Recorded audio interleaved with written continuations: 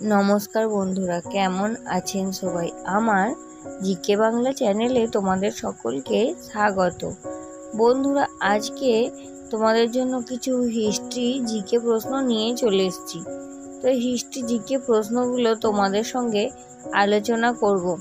তার আগে বন্ধুরা, তোমরা আমার এই যে জিকে বাংলা চ্যানেলটা আছে, এটা সাবস্ক্রাইব করে দিতে একদম ভুলবে না। বন্ধুরা, আজকের আলোচনার বিষয় হলো ভারতের সুলতানি ও মুঘল যুগের আধিপত্য বিস্তার নিয়ে কিছু শর্ট প্রশ্ন। তো আজকের প্রথম প্রশ্নে তোমাদের জন্য রয়েছে, পানিপথের দ্বিতীয় যুদ্ধ কবে কাদের মধ্যে হয়েছিল? পানিপথের দ্বিতীয় যুদ্ধ কবে কাদের মধ্যে হয়েছিল? উত্তর হয়ে যাবে 1556 খ্রিস্টাব্দে আকবর ও আদিল শাহের সেনাপতির সঙ্গে হয়েছিল। চলে যাচ্ছি পরবর্তী প্রশ্ন, অর্থাৎ দ্বিতীয় প্রশ্নে তোমাদের জন্য রয়েছে, কোন যুদ্ধে রানা প্রতাপ আকবরের কাছে পরাজিত হন? কোন যুদ্ধে রানা প্রতাপ আকবরের কাছে পরাজিত হন? উত্তর হয়ে যাবে 1568 খ্রিস্টাব্দে হলদিঘাটের যুদ্ধে রানা প্রতাপ পরাজিত হন।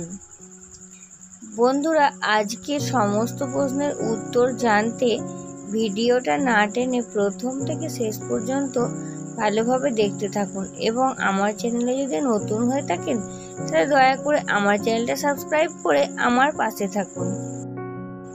চলো বন্ধুরা, দেরি না করে চলে যাই 3 নম্বর প্রশ্নে। 3 নম্বর প্রশ্নে তোমাদের জন্য রয়েছে, খানওয়ার যুদ্ধ কবে হয়? খানওয়ার যুদ্ধ কবে হয়? উত্তর জানা থাকলে অবশ্যই কমেন্ট করো।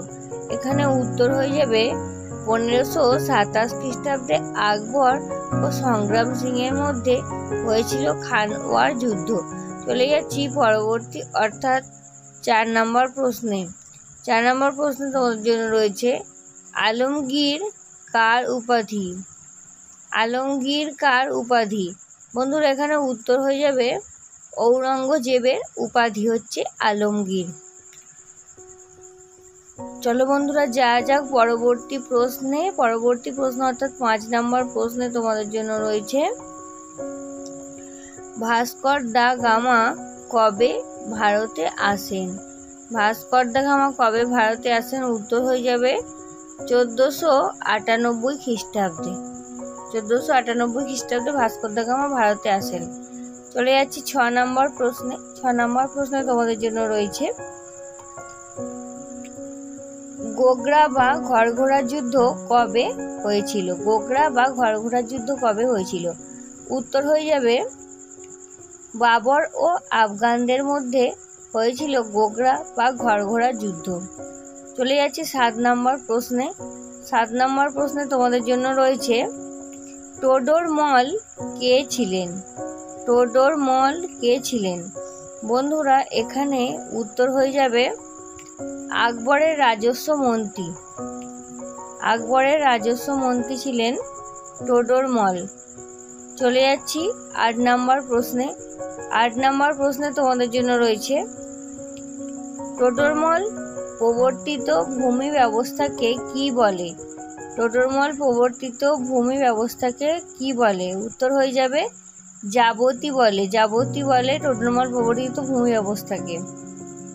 চলে যাচ্ছি পরবর্তী প্রশ্ন অর্থাৎ 9 নম্বর প্রশ্নে তোমাদের জন্য রয়েছে, 12 ভূঁইয়া কাদের বলে? 12 ভূঁইয়া কাদের বলে? বন্ধুরা, এখানে উত্তর হয়ে যাবে আকবরের আমলে বাংলায় ঈসা খাঁ, চাঁদ রায়, কেদার রায় প্রমুখ যে 12 জন শক্তিশালী জমিদার ছিলেন তাদের একত্রে বলা হতো 12 ভূঁইয়া। চলে যাচ্ছি 10 নম্বর প্রশ্নে। 10 নম্বর প্রশ্নে রয়েছে, কোন হিন্দু আকবরের দিন ইলাহি ধর্ম গ্রহণ করেন? উত্তর হয়ে যাবে বীরবল। বীরবল আকবরের দিনহি ইলাহি প্রথা গ্রহণ করেছিল।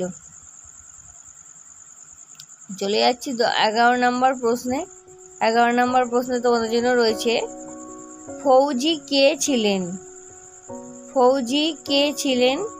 বন্ধুরা, এখানে উত্তর হয়ে যাবে আকবরের সভাসদ ছিলেন? আকবরের সভাসদ ছিলেন ফৌজি।